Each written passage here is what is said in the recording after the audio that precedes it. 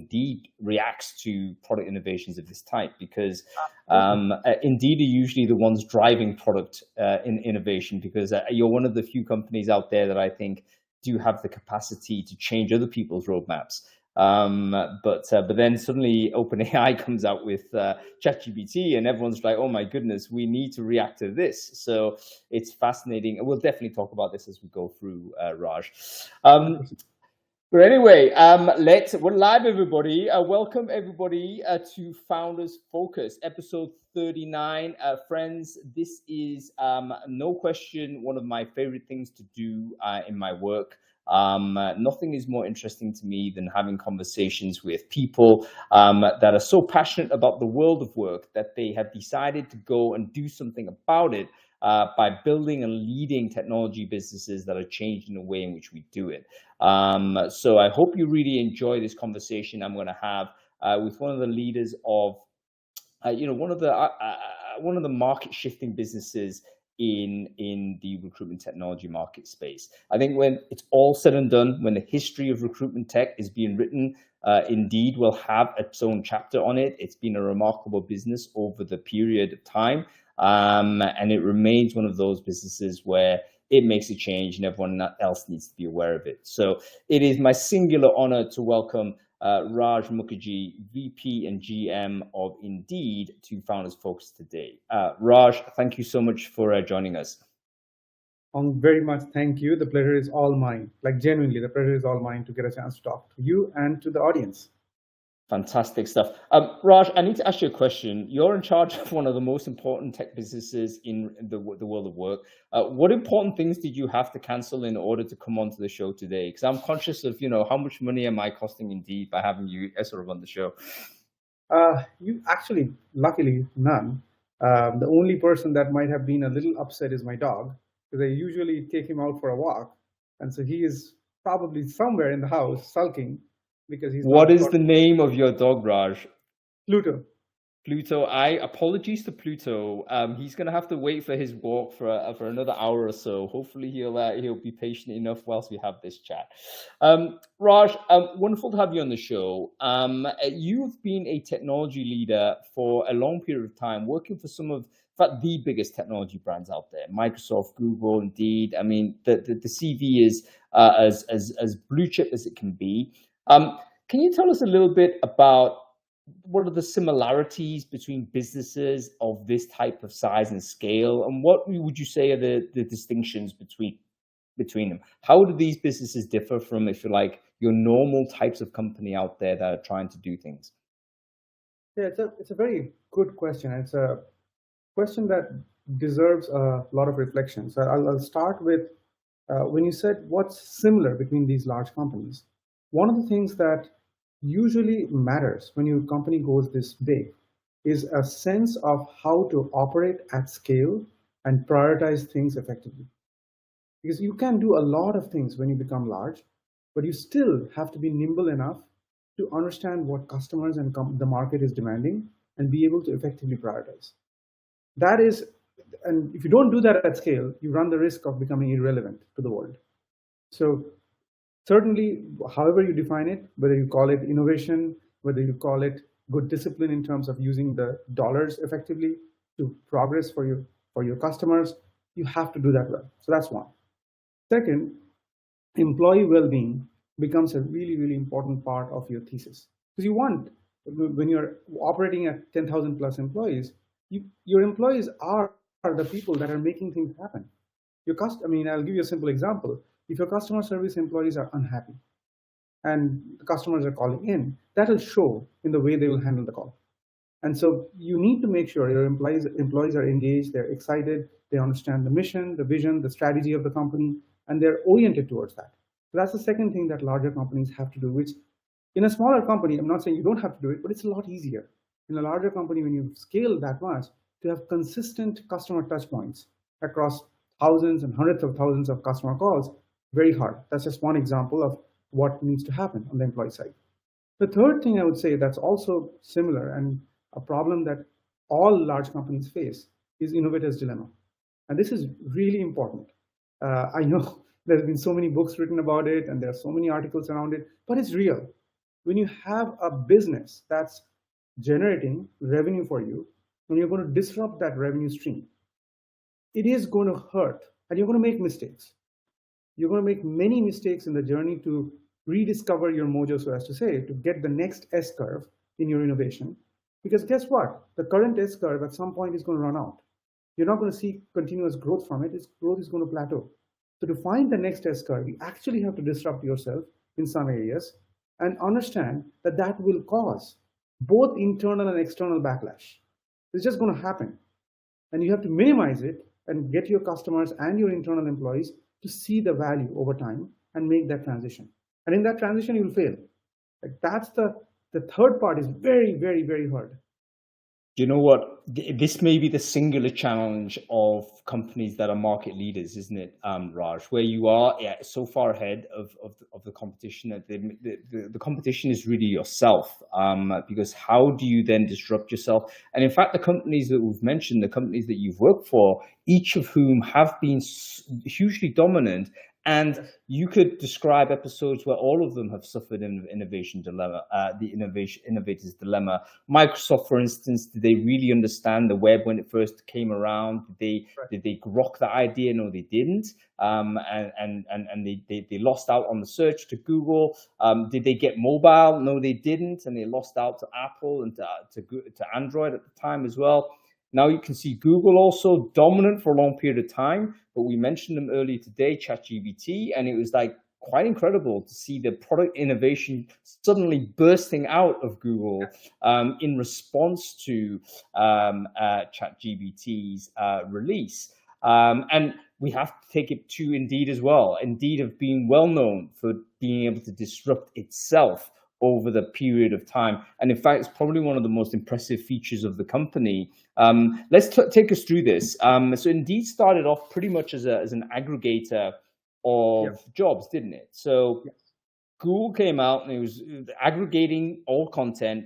Indeed followed up and said, you know what, we're going to aggregate certain type of content because it's very, very specific. We're going to just grab all the jobs, put them into a searchable interface, and then boom, people can go and just have a one-stop shop to do job discovery. Tell us a bit about that journey, as far as you know it, Raj. Sort of from that point where it began, what were the ways in which Indeed innovated against itself over the last couple of years there? It's a really interesting journey. I was not part of it, but I know the story, and so I'll narrate the story and then connect it to what I have seen since I came here. So highest level, you think of the world in late 1990s or early 2000s. You have a world where majority of jobs, and I come from India, where when you applied for a job, you used to look at the newspaper and you would find a job advertisement, you'd circle it, and you'd reach out personally or call the person and say, hey, is the opening still there? And that's how the world worked. Now, Monster, Career Builder, all of these came as part of the web revolution. What they did was they said, hey, we can have some of the jobs posted on our site. So anybody coming in, they can apply, quote unquote, to the job. Right? So you post a job on Monster or you post a job on Career Builder, and you find some of the jobs that exist in the world. But there was no one who was thinking about the job seeker experience. I don't want to go to 100 sites. I don't want to look for jobs everywhere. I am a finance person. I want to find all the finance jobs in one place. How do I do that? And so when Ronnie and Paul, they started this company, their whole story was the job seeker experience needs to get way better. We need to make it easier for job seekers to find all jobs in one place. In fact, the tagline was one search, all jobs. And yes, it was a page from Google's playbook, but much more tailored towards the recruitment industry. And in a sense, enabling everyone, all of us, to be able to find the opportunities that we want in our lives. So from day one, it was geared towards helping job seekers and enabling them to be successful on the platform. And then that led to the second part of the innovation. This was the business model innovation. They said, why do you have to pay per post? When you pay per post, it's a fixed dollar amount and you don't know what you get for it. You're just paying someone. It's like the advertisement on the newspaper. You don't know how many people saw it. Same story. You don't know what's going on. You're just paying for it. It would be much better if we actually charged per click. When somebody actually views your job, then you pay for it. And so that's the second part of the revolution, which came with this cost per click advertisement. Now that was challenging. A lot of people didn't understand it. Some of you who have been through that, they're like, okay, that was really difficult to understand. And so over time, when we started to move to small businesses, they didn't understand it. And so we introduced this concept, very simple concept of both free posting, which was revolutionary for the company. We talk about product-led growth for a company. Free posting really changed the game. A lot of people say, okay, I'm going to try Indeed and try it for free and see what value it delivers for me. And at the same time, this concept of daily budget. And you can think of daily budget as a simple subscription that you can cancel if you don't like the results. And both of those two, circa 2015, really changed the trajectory of the company. And from a growth standpoint, I joined in 2016, so I saw some of the early trends of what happened after we made those changes.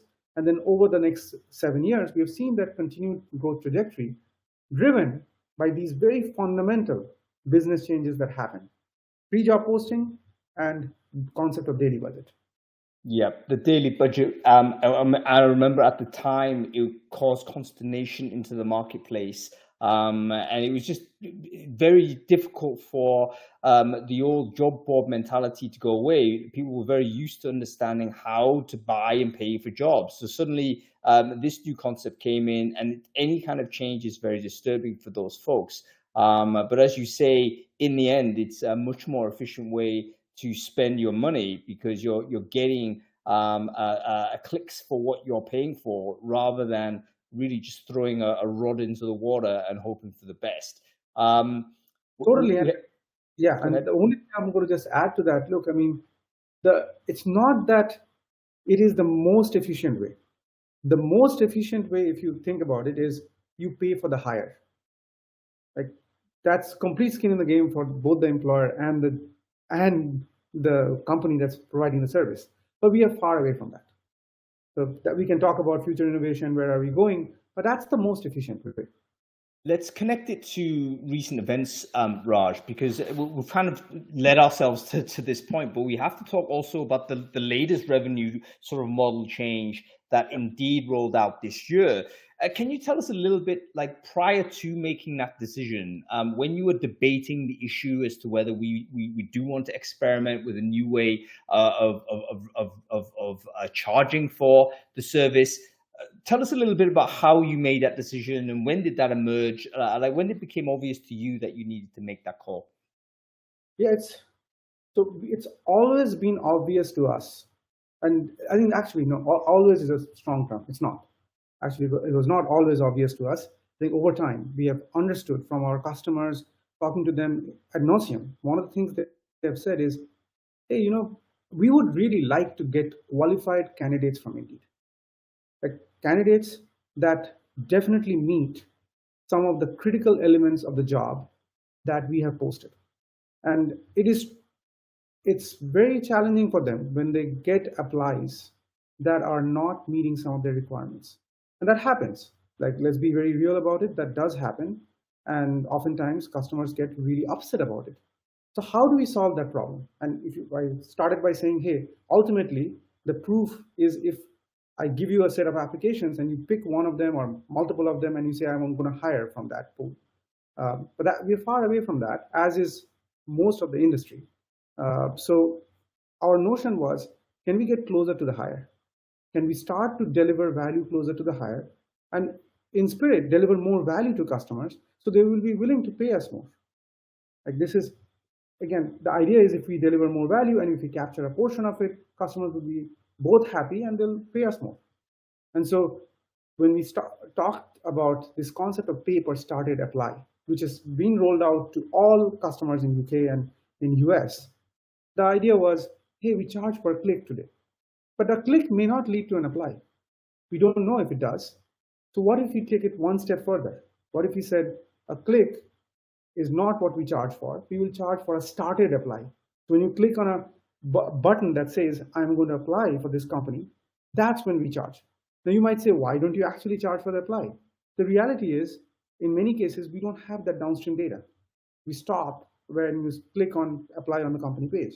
But we are aggressively partnering with pretty much every well-known ATS in the world, and there's a whole slew of, and we do know that in the HR tech industry, there is going to be many players we have to integrate and collaborate with. And so our goal is make it easy to Indeed apply. So for the job seeker perspective, they can apply on Indeed, yet the employer gets the applications on the ATS. So that work is progressing, but that's not 100%. So where we have that, we can certainly track the apply. But the story is, can we move one step? And can we enable people to get more value? Instead of getting just a click, they're getting a started apply, which is likely to lead to an apply. And then over time, can we move closer and closer to hire, and also keep improving the quality bar of the applies that we deliver? Yeah, that's very clear from a product perspective, Raj. It's very clear what that North Star is. Get closer to the person actually starting the job. And folks, if you think about it, that makes perfect sense. This is in fact the reason why, the recruitment agency model has been so popular over the entire over the entire period of time. The reason why is because we wanted to reduce the risk of engaging in recruitment services, and we want to pay. We're happy to pay, but we want to reduce the risk and not in basically spending money on stuff that doesn't translate into a hire for us. So it's very interesting to hear that is the guiding North Star for Indeed, and when you're making those decisions. How difficult was it to make that decision, Raj? Was there internal debate in this? Was there people saying, no, you're crazy, don't do it? Or were there other people saying, hey, listen, don't do it, but not now, not now? How was that debate? Or was it pretty consensus driven, hey, this is going to happen? It's all of that. And this goes back to the original comment I made about innovator's dilemma. I have had people who have said, if it ain't broke, why are you breaking it? And it's true. I have full empathy and understanding of where they're coming from. In many cases, people's livelihoods depend on us continuing the business as is. But the reality is, if you continue your business as is, there's someone else out there who's going to come and disrupt you. That's just reality. So over time, we have to figure out how to continuously innovate and improve value for our customers. Now, we have to do it with care. And we also have to acknowledge that we're not going to get it right all the time. If it doesn't come with humility, what ends up happening is you will have hubris and you will think that you've got it right, and eventually you will get completely devastated. So my take is, yes, there are all of those debates. People were worried about what does it do for our internal revenue metrics? What does it do for the customer experience? A lot of people at Indeed are very obsessed about ensuring job seekers don't get hurt in any of these processes. So there were questions on, okay, is it going to lead to better job seeker experience? Are we going to see more hires? Why are we doing it? So all of those questions kept coming up. But in the end, it was very clear, this is so aligned with our strategy, very simply connected to this concept of getting closer to the hire. And that's good for both job seekers and employers, particularly good for job seekers. Like if you put on a job seeker hat, their biggest challenge is, hey, I applied for a job and I never heard back. Or you sent me a job that I had no chance of getting. And those are problems we need to solve. We need to give them jobs that they are likely to get. And we also need to ensure that employers are responsive. Even if the response is, hey, you didn't get this job, they need to hear back from employers. So these are problems, foundational problems in our industry. It's not just on Indeed. And on the employer side, ghosting is a real problem. Like I'll share something deeply personal. Every single morning I wake up, you said, what routine did you disrupt? One of the routines is I read all our customer feedback that came from last night. So there's a streamlined email that gives me about 20 really egregiously bad things that we have done and about 10 good things, because you can't just always look at the bad things. So it's a combination of those things that I look at, and it grounds me on the truth. And every day I hear employers saying, somebody didn't show up for interviews. That's real too. So on the one hand, job seekers are not hearing back. On the other hand, employers are also not hearing. So we need to, as a platform, we need to solve that problem. That's really interesting that to get a little bit of insight in your personal routine, Raj. Do you think that is a result of your product management discipline to do it that way? Because I'm sure a lot of people listening to this would think, wow, that's like really impressive, but also kind of masochistic to kind of read the tough feedback coming at you. But then I'm thinking, you know what? Decent product people probably do that. They embrace actually the negativity. So do you think that the do you think that your experience really as a product manager or through the ranks helped you sort of develop this discipline? I haven't met, and this will sound harsh, I haven't met a single good product manager who doesn't imbue themselves in customer feedback. If data can come from multiple places, this is qualitative data we talked about, but also being very good at understanding, for example, funnel conversion, right? So really going deep into understanding, okay, what happened in that funnel? And these are foundational principles of being a good product manager, data-driven product manager, which if you're not, I don't know why you are in product management. If you don't understand what the customer experience is, what customers are telling you on a day-to-day basis about their pain points, and how that's manifesting itself in the product journey, then you shouldn't be a product manager. So again, didn't mean to sound harsh, but I think I call it product management 101. What I'm doing is nothing fancy. I should be doing it.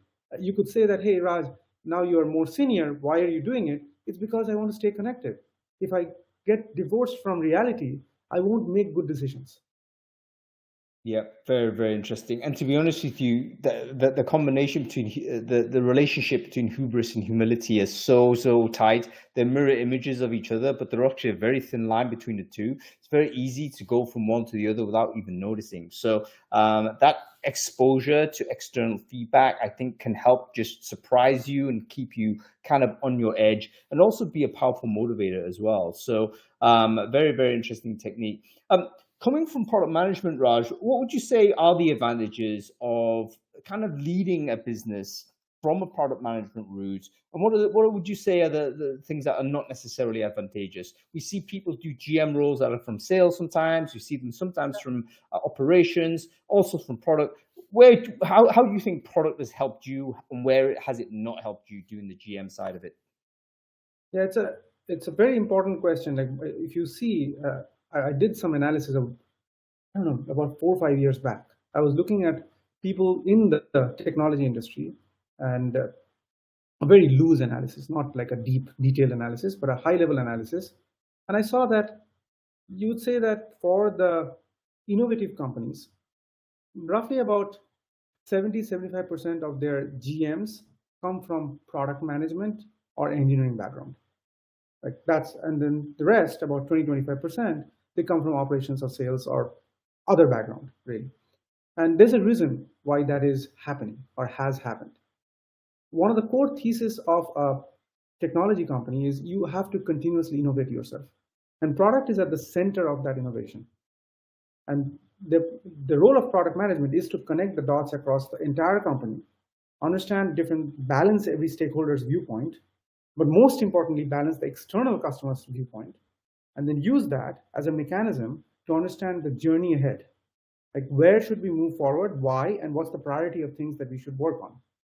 That's why it becomes such an important role. And it's not product management has existed for a while, but in the technology industry, I would posit that it's been there for a couple of decades, really, particularly in the software industry. It's been there for a couple of decades that this discipline has matured more. And at the heart of it is, once you have a great product manager, you know the value that they will drive. Like I've seen, like product management is one of those disciplines where there's a real delta. I think in engineering also there exists some of that, but there's a real delta between a great product manager and someone who is average. Like a huge delta, not just a little bit of a delta.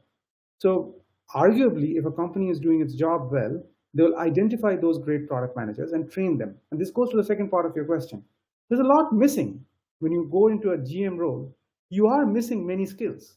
A GM is not product management. You have to think of the business very differently. Arguably, if you came from the sales side, you actually understand revenue way better than a product manager does. So I have had to learn what revenue is. Arguably, Chris, my boss, holds me accountable for the revenue side as well. It's not just, hey, build great products, but they also have to ultimately lead to value creation for the company. So you start to learn those revenue drivers. You start to learn the go-to-market side way more, because you lack that. As a product manager, you kind of understand it, but you don't really. You have to learn that, and you have to build a muscle around that such that you become a holistic general manager. You also have to, the other thing that's really, really important, you have to become even better at strategy. because you have to think short term, but you have to think about the longer term consequences of the decisions you need to make. And you have to take yourself out of the day to day and really think, okay, where is this company going? Where do I see this company going 5 years from now? Why is this decision so important for me to make now such that it actually bears fruit a year, 2 years from now? That balance, which, yes, as a product manager, you make some, but you don't really make at the scale that I'm talking about when you become a general manager. So these Yeah. are, it's real. You have to learn these things, and you will make some mistakes as you learn those. Did anybody teach you these things, Raj, or was it, hey, listen, you got to find your own way, and you ended up having to, get fill in the gaps yourself when you first inherited that role? How do leaders at your level kind of, I guess, expand their skill set? Like, what is the process to that? There are multiple. I mean, things have become a bit easier these days. There are so many online ways to learn that didn't exist when I first started as a product manager. Like, I'm going back all the way to like 2004. Many of the things that exist today don't exist. Like, they were not there. So you couldn't learn those things as a product manager. Now your question is around general management. Same story applies. Right? There weren't as many external sources, but there is one thing that has continued, and this is so important, and this actually ties to something you wrote about around AI. Um, this concept of the knowledge that doesn't exist in the online world, you building personal connections and you learning from the people who have traded this journey before. There is no replacement for that. You need to find good mentors. Like, the reality is, you don't, I mean, if this is probably the one simple takeaway, you don't know everything about everything. You just don't know. And you have to go and learn from the people who have traded the journey before. To find those people, they are eager to help you. This is the other part. I'll give you my own personal example. I'm eager to help young and hungry, and young doesn't mean age, like in terms of experience. Somebody who is eager to learn and they are showing signs of growth, I'm eager to help them. That applies to people who helped me in my life journey. And there were several of them who spent time with me. They were very kind with their time, and they told me some of the things to avoid. But even if they tell you, you'll still make mistakes. This is the other part. You will make new mistakes. And you have to then, so this goes to the second part. One of the most important skills in life that I have learned is resilience and grit. If you don't have those things foundationally, if you let, it doesn't mean you are insensitive to customers' feedback, but if you let customers' feedback or your internal people's feedback always affect you, you're never going to be a leader. You have to learn to absorb that, learn from it, and move on.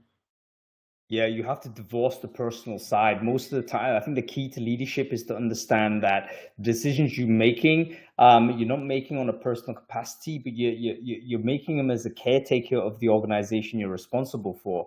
And if you keep that in mind, then that can really orientate yourself to the sort of decisions you need to make. And in my opinion, sort of all decisions are hard, right? I mean, I think a lot of people think, oh, decisions are easy. Well, you know what? If the decision was easy, it was never a decision. It was something, it's only when it's a 50-50. It's only when it's like, okay, we actually have incomplete information. We have two things that we're not sure on. We definitely have a trade-off. We just got to go for one or the other. That's where executive responsibility, executive skill set exists. How do you make that call one to the other? So yeah, it's never going to be comfortable. And it's the ability to stay in the pocket, so to speak, in the discomfiture is a key part of being successful in it.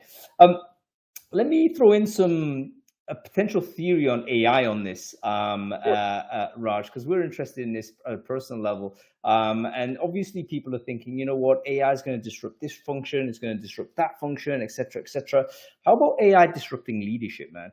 I was thinking, you know what, if a CEO is literally there to calculate the risk and return on incomplete data, saying A or B on this, surely if it's calculation engine, a machine could do that better.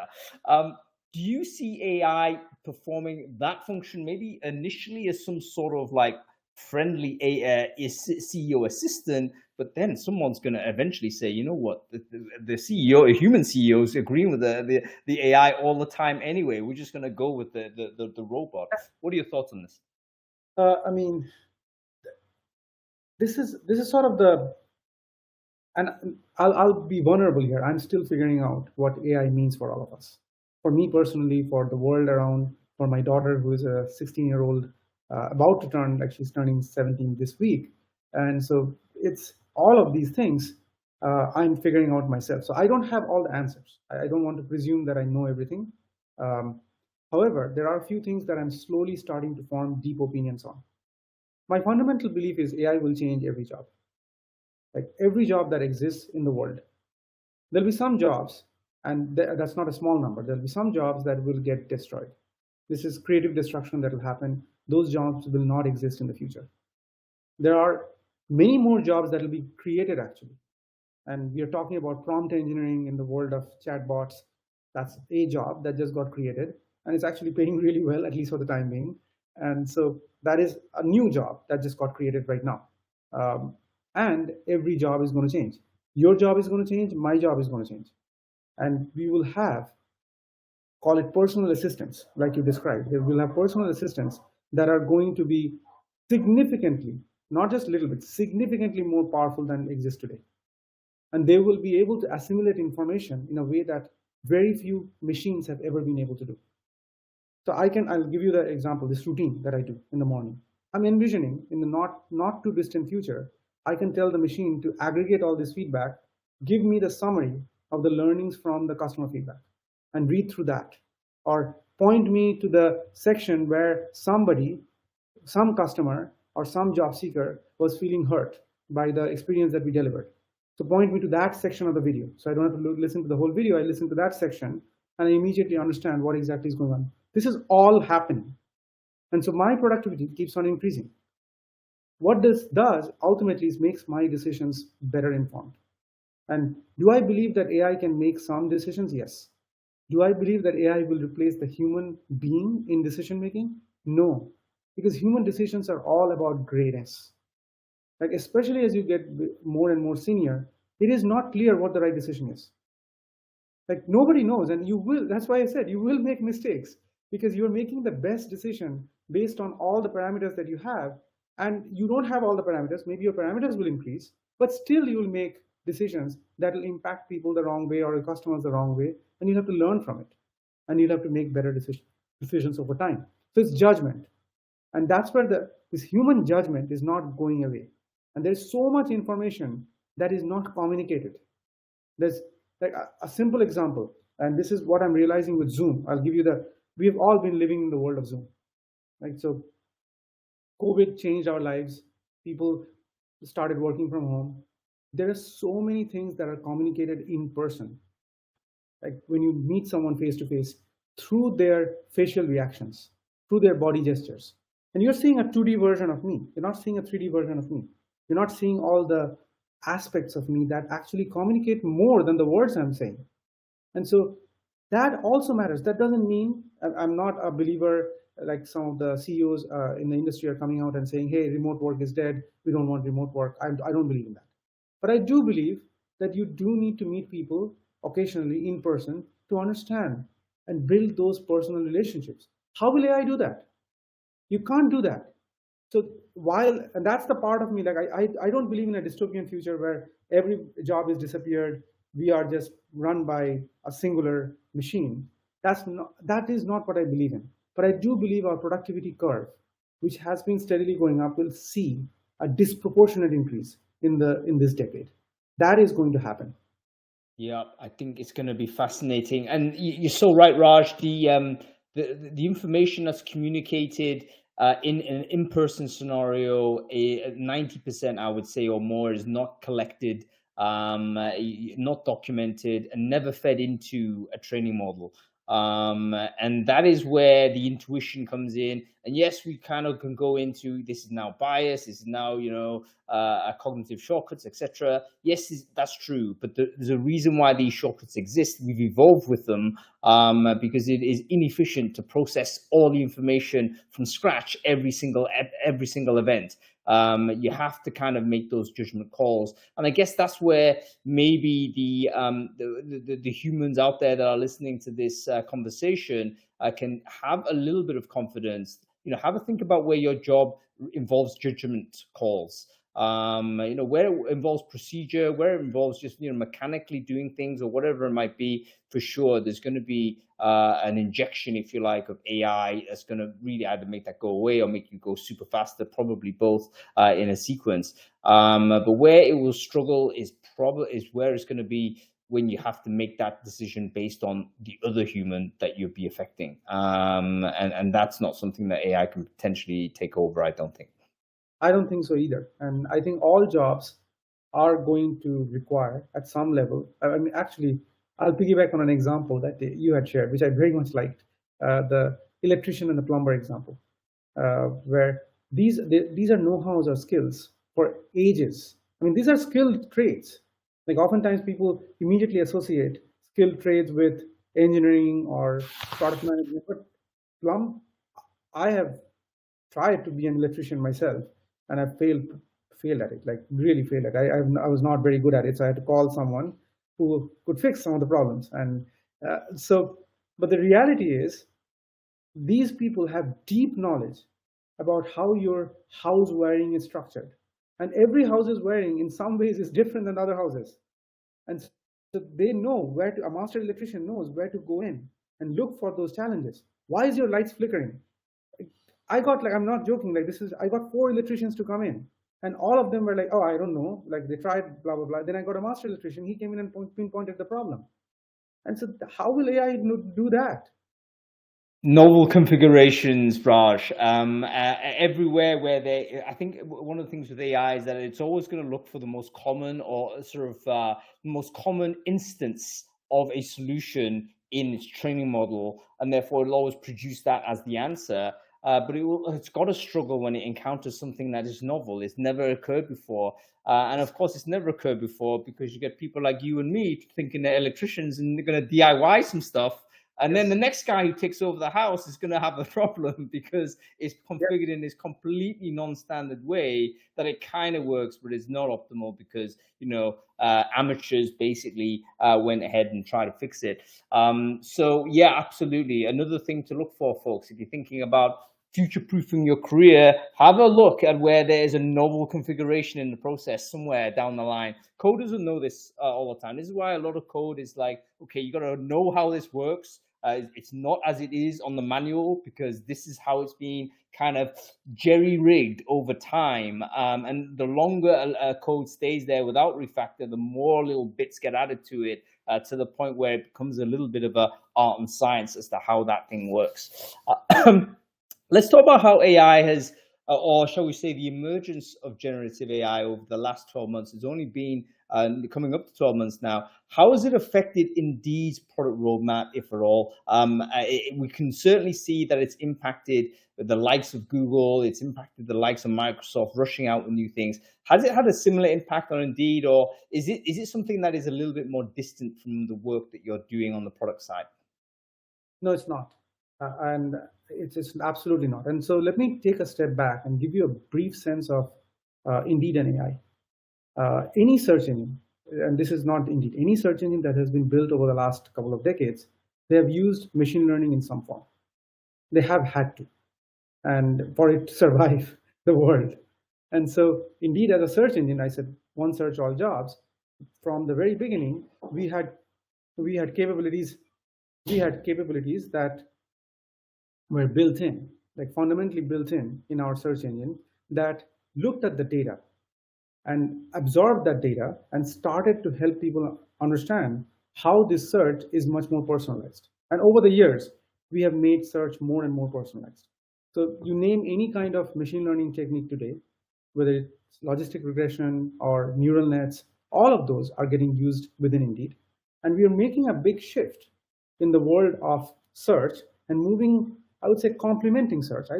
Search will still exist, but we are complementing search with recommendations. And our belief is, and I know I was briefly observing some of the chat conversations as we were talking, and one of the things that people are talking about, which I very much like, this concept of quality candidates. Part of quality is to give people, job seekers, if you took an empathetic approach towards it, reach out to the right job seekers for the job. Enable our recommendation technology to become so much better such that only the appropriate job seekers get those recommendations. So from an employer standpoint, it's sourcing, but it's sourcing on steroids, if you think about it that way, where effectively what you're saying is the right job seekers are going to get these recommendations, they're going to apply to the job, and so employers will see a significant increase in quality. And we have seen that over the years as we have started to shift more towards recommendations and using, and I'll give you some sense of scale, we have 330 million visitors who come to Indeed globally. And we have 140 million pieces of data that we use every day to do this concept of matching. And these are, what does this data mean? It could be something as simple as someone's location preference. It could be the skills that the person has exhibited or is part of their resume. It could be things such as qualifications, like I'm a nurse, I have a nurse licensing practice certification. So all of those things are part of the story that we have. We use this data to find the best matches for job seekers and send emails or notifications to them to saying, hey, you need to apply to this job because this is a great fit for you. You looked for some jobs, we know that based on your search experience. We are going to use those search experiences as well as part of this data, but then we are going to send you these recommendations. So as we move more and more towards recommendations, the world becomes simpler for the job seeker because they don't have to do a lot of work. They're getting the right jobs. And this is true for all of us in our personal life. If you think of when you go to Netflix, more often than not, you're watching a movie that's recommended to you. When you go out for dinner, you are going to a restaurant that's been recommended to you. So our personal life has changed with recommendation, but our business life, our job life, when you look for jobs, that's not really changed. And so we are trying to change that and make it way easier for the job seeker, but also way easier for the employer. And so both of these two things are complementing itself, and that's where AI comes in. Now, to answer the last part of your question very quickly, you now think about, okay, great, that's all old machine learning techniques. How will the world of generative AI change? Well, we're already starting to do that. We actually have a ChatGPT plugin that we have shared with the world, but we think fundamentally search will be different on the employer side and on the job seeker side. When I look for candidates, I will come in and I'll freeform tell you what I'm looking for. Or when I'm coming in, when I send an email to a candidate, that email, I don't need to start from scratch. There should be something that is already written on based on who I am to reach out to the job seeker. So it reduces the mental overload. It basically makes me much faster in reaching out to the right candidate. These are things that we are already in the works. We're doing it. All of these things will come out in a fairly short order. Yeah, brilliant. And we already had pre-planned a segment where we were going to be talking about what was down the roadmap for Indeed customers going through, but some exciting things are happening as you've already described, Raj. Quick question: how do you kind of ensure delightful surprises for the job seeker and also the employer? So absolutely, we can look at profile data as a very strong signal as to what this person is looking for. We can observe their search behavior in platform to understand, or their user behavior in platform to understand what exactly that they truly like. But sometimes a person doesn't exactly know what they like. And we need to somehow give them a discovery where, you know what, this is actually not based on what it is happening from the past, but you know, this is a delightful surprise. This is why we love the concierge service when we go and, you know, ask for the waiter for a recommendation of the bottle, because you know what, we want someone to surprise us. Have you thought about this concept, Raj? Like how, and if so, how would you actually go about engineering something like this? No, and this is where actually generative AI comes back. Like oftentimes people don't know what they don't know. Like for example, I've been working as a retail clerk for a while. And this is real. A lot of retail clerks, after working in retail industry for a while, they're like, can I join customer service? We see that. They type in customer service. And they're doing a lot of customer service in their retail clerk job. And how do you help them understand? This is like the skills-based hiring is going to be the next frontier. And it's happening as we speak. Because what it ends up doing is your skills are transferable. Things that you're learning in one particular area, like you're a cashier or you're a retail clerk, you've learned a few things about handling customers. And how can you translate that into a customer service job? How can we help you understand, and the employer understand as well, that these are the skills you bring in? So back in the day, like I would say early on, we had an internal product at Indeed where we were looking at we have the fortune of having so many resumes on our platform, hundreds of millions. And so we looked at different paths, career paths that people would take. And so we were trying to figure out so from a cashier job, did you actually move to customer service? What was the probability of you moving there? What kind of skills did you acquire, and how that journey moved forward? I think that will be possible, even more so with generative AI in the future. So some of the things, again, we don't know when we are going to launch. We are obviously in the thick of things and trying to figure these things out. I don't have an exact timeline for you, but these are all made possible by the revolution that generative AI brings in. Because at the crux, generative AI just makes it a whole lot easier to generate text from existing text. And we have a lot of text, we have a lot of data that's been annotated over the years by internal and external feedback from customers and internal people. And so we can use that, and that's the secret sauce. And if you sort of take away, like, okay, how is Indeed going to stay relevant in the future? It's still data. Like this data aspect, it's not easy for someone to have the level of data that we have and then make judgment calls based on that and create the capabilities that are required to leverage generative AI in the way we can. Yeah. A quick question, final question on product. I need to ask this again, maybe a future tense, but I think it will happen.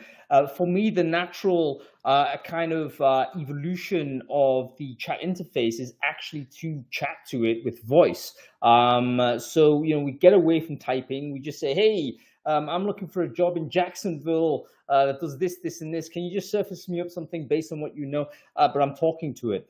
Have you got any teams working on this, Raj? Is this too far in the distance, would you say, for it to be commercially relevant? Where are you positioning voice in terms of the roadmap for Indeed? I don't imagine it's too far, but I do imagine it being a step ahead in terms of the things that we need to do. I think the first step, and this is where humans still interact with text a lot, and text is relatively easier for us to input and expect. Voice, the technology to understand someone's voice, like I'll give you a simple example. I still have an accent that is different than the American accent, and oftentimes the machine will not understand. Like my frustration with the Google bot that listens to me, that is still listening to me all the time, is it doesn't really understand me. When I say, hey, Google, tell me something, it doesn't really address my question. That is going to still stay. The ability to comprehend someone's accent, translate that into something meaningful, we are not quite there in that technology. It's getting better. Every single hour of the day, it's getting better. And it will continue to get better. My brother in India, he uses Alexa every time he goes to sleep. And that's Alexa, turn the light off. So these are things that are happening, but it's still not quite there in terms of technology. We will leverage it, but I think it's a second order. The first order is, can we make natural language search? Like if you come to Indeed, Indeed is still what and where in terms of search. But can we make it much more free form? Can we make it much more chatbot type experience? Same thing on the employer side. When I come in and when I look for candidates, can I make it much more free form? Can I understand your intent much better? And that is going to be, I think, the first order changes that will come in. How are you going to do that, Raj? Are you going to do it like simultaneously, give people an option? Because people have been habituated in terms of knowing how to operate Indeed and to extract value from it. Sometimes when you change the way in which search works, everyone freaks out. Like we've had that in LinkedIn. People are freaking out on LinkedIn because they've changed things. People are freaking out on Google because they've changed things as well. Are you going to just switch on and off, or is it going to be a case, you know what, we'll give you a toggle, you can switch between different search modes, or maybe you're going to put two different sort of panels in front of them? What are your thoughts on that? Many things. The teams that are closest to it, they're working on many iterations of this. I think right before you were talking about something, we liked what you said. You said, hey, ChatGPT is, yes, it's a backend innovation, but it's also such a great user experience in innovation. I do feel the next generation of search and recommendations, a lot of it depends on the user experience and guiding people to understand why it's good for them. Because there is a natural apprehension. Like when we say, hey, do this for me, but then we are worried that it's taking away control from me. And that's natural, that's human. So how do we do it in a very natural setting where, let's say, I'm going to make this up, this very simple use case. I'm going to create a job description for you. Now, people have been creating job descriptions for decades, ever since human history existed. Some of the job descriptions on Indeed, though, are not great. Like they are a couple of lines. They don't really convey to the job seeker what they are looking for, and then randomly people apply, and the job seeker is frustrated, the employer is frustrated. So we could interject, we could make it a lot easier for people to write better job descriptions. But we cannot take the control away. We cannot just say, hey, here's the job description, just take it. So that cannot happen either. What about sorry, Raj, go ahead. No, I was just going to finish the thought there. So how can you be a companion to the employer and enable them to understand that, hey, here's a good job description that will work better for job seekers to understand your intent. And then they have a choice to edit it. They can make it better if they want. They can put in their own color, and ultimately that goes live. And I think we can. I mean, I'll very quickly share my personal story. At one time, my wife was looking for a job change. This was way back when, and she came to me and she said, "I don't think I can get any of these jobs." And she showed me a few jobs. There were pages and pages of description written with so many things that were required. And there's a truth out there where women don't apply to jobs if they don't qualify for all of the things, and men do. Like, this is I know it's a gender biased thing, but that ends up happening. So our job descriptions are also very biased that way. So how can we debias job descriptions in the process as well? So it's much more equitable. So all of these things we have to think about, because ultimately AI has to make the world more fair. That is important as well as we use these very powerful technologies.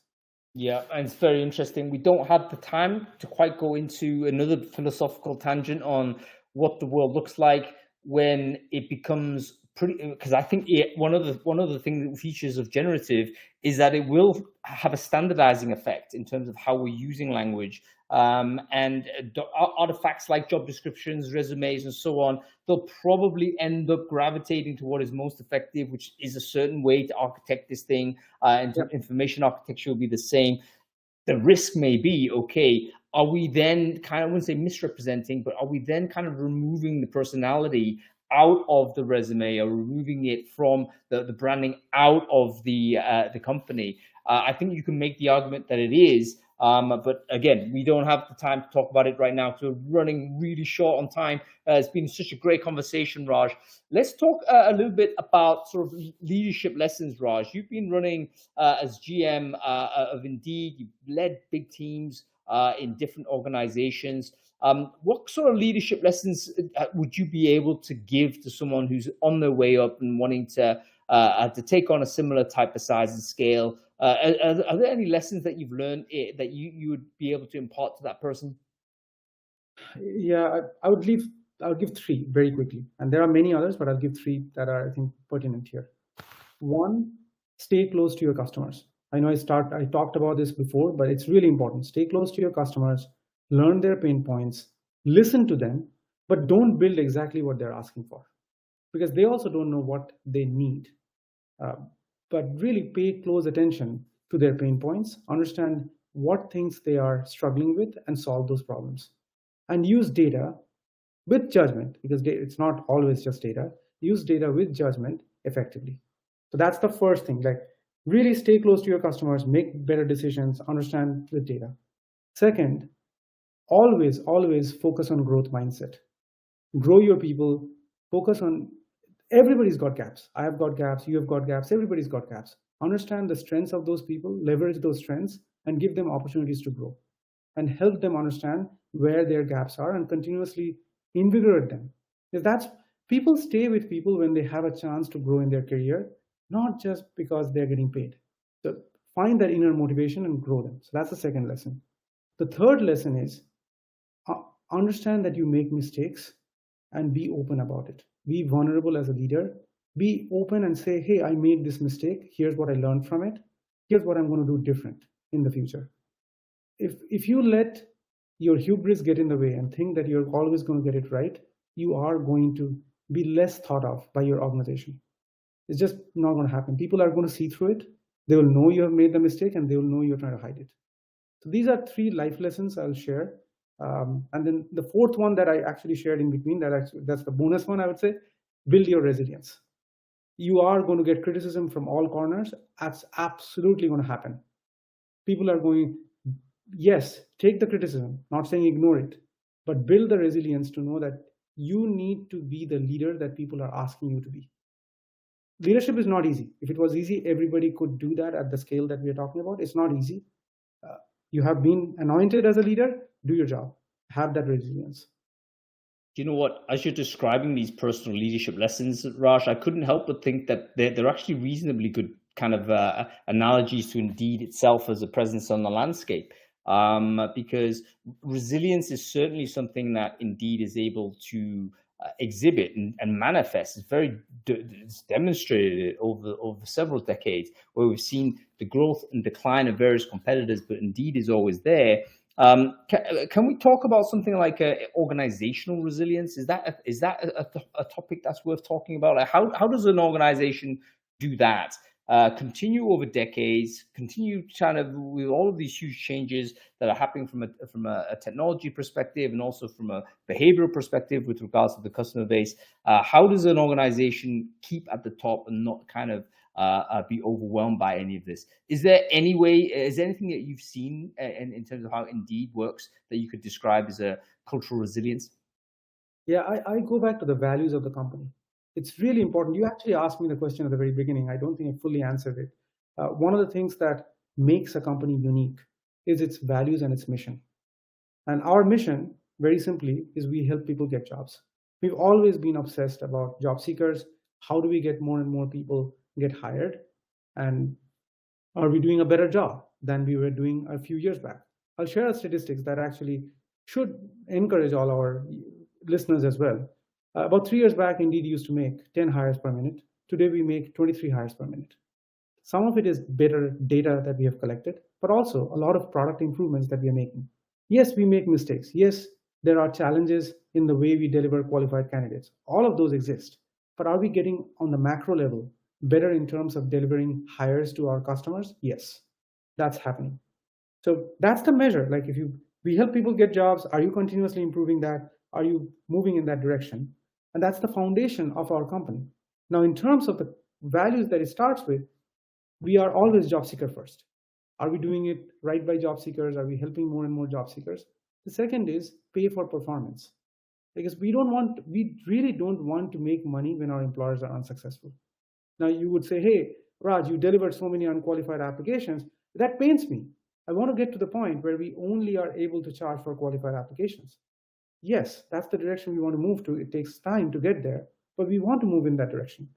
Third is using data to make better decisions. Fourth is innovation. And final one, this is something we didn't talk about, it's an hour by itself, is diversity, inclusion, and belonging. Our CEO has led from the front, Chris Hyams. He just leads from the front on this. And we are a globally inclusive company. Everyone from everywhere in the world feels included and they belong in the company in a way that I have seen very few other companies do. We really mean it when we say, yes, we represent the world. We are a global company. Everybody needs to be themselves in our organization and need to feel the sense of belonging here. And there's a lot that we are doing on that front. LaFawn Davis, who is our head of that area, she is fantastic and she's leading from the front there.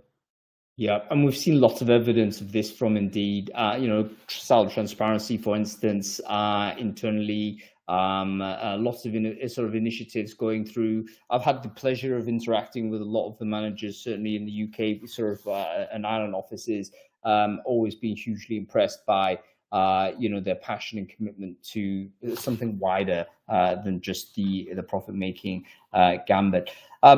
Raj, listen, it's been an absolute pleasure speaking with you. I feel we could continue having this conversation for another hour or two at the very least. But I know Pluto needs to be walked. In fact, I heard Pluto barking away at moments during the conversation. So thank you for the patience of Pluto. Let me let you go, Raj. You've been a wonderful guest. Great to have your insights on how you lead this organization. And good luck with all of the changes that have still to come and all of the innovations that customers can enjoy over the next year and beyond. Raj Mukherjee, thank you so much for joining us on Founders Focus. Thank you very much for having me. Thanks to all the listeners. Thanks to you, Hong. Really appreciate it.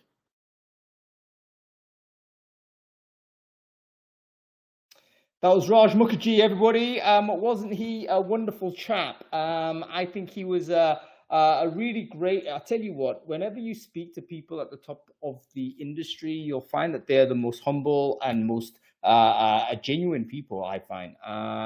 So I really enjoyed that conversation. I'd totally be up for a part two if it's available. But do make sure you follow this channel. We're going to do Founders Focus on a regular basis. We're going to speak to the leaders of recruitment technology companies that are changing the way in which we work today. That was Raj Mukherjee, everybody, Founders Focus. He is the VP and GM of Indeed, the company you all know, love, and still use. Okay, that's about it, everybody. And I hope you've had a good time. I'll see you next time.